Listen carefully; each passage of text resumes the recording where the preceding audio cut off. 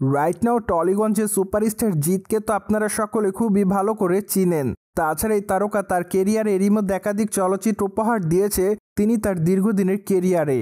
তাই তো বলাই বাহুল্য যে তিনি তার অভিনয় গুণে তার ভক্তদের মধ্যে আলোচনায় এসেছেন বারংবার। বাই দ্য ওয়ে, সম্প্রতি টলিগঞ্জের তারকা জিতের বিষয়ে শোনা যাচ্ছে নতুন আরেকটি গুঞ্জন। কেননা বর্তমানে চারিদিকে কানাঘোষা শোনা যাচ্ছে যে কলকাতা বাংলা চলচ্চিত্রের সুপারস্টার জিতকে আগামী দিনে রাজ চক্রবর্তীর চলচ্চিত্রে অভিনয় করতে দেখা যাবে। তাছাড়া বর্তমানে বিষয়টি নিয়ে প্রাথমিক আলোচনা চলছে বলে জানা যায়। ঠিক এজন্য ধারণা করা যাচ্ছে খুবই শীঘ্রই চলচ্চিত্রটির আনুষ্ঠানিক ঘোষণা আসবে। ঠিক তখনই জানা যাবে চলচ্চিত্রটিতে জিতের বিপরীতে কে অভিনয় করবে, এমনকি কবে থেকে তারা চলচ্চিত্রের শুটিংয়ের কাজ শুরু করবেন।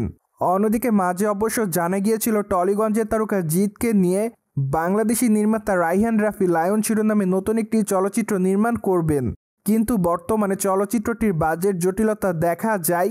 ঠিক এজন্য আপাতত চলচ্চিত্রটি স্থগিত অবস্থায় রয়েছে।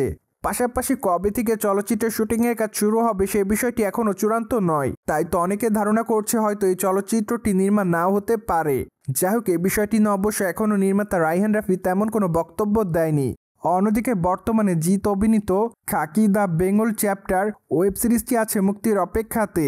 সেখানে অবশ্যই এই তারকাকে পুলিশ অফিসারের চরিত্র অভিনয় করতে দেখা যাবে। পাশাপাশি অবশ্য চলচ্চিত্রটি তার অভিনয় করতে দেখা যাবে প্রসেনজিৎকে। তাই তো আপাতত সকলে তাদের এই ওয়েব সিরিজটি দেখার জন্য অপেক্ষার মধ্যে। তাছাড়া এই ওয়েব সিরিজটি সম্পূর্ণ হিন্দি ভাষাতে নির্মাণ করা হয়েছে। সো ভিউয়ার্স, জেনে তো নিলেন, সম্প্রতি সময় জানা যায় টলিগঞ্জের তারকা জিতকে আগামী দিন অভিনয় করতে দেখা যাবে নির্মাতা রাজ চক্রবর্তীর চলচ্চিত্রে। আর এই বিষয়টি নিয়ে আপনাদের কোনো মতামত থাকলে কমেন্ট বক্সে জানাতে ভুলবেন না। Subscribe our channel for more update.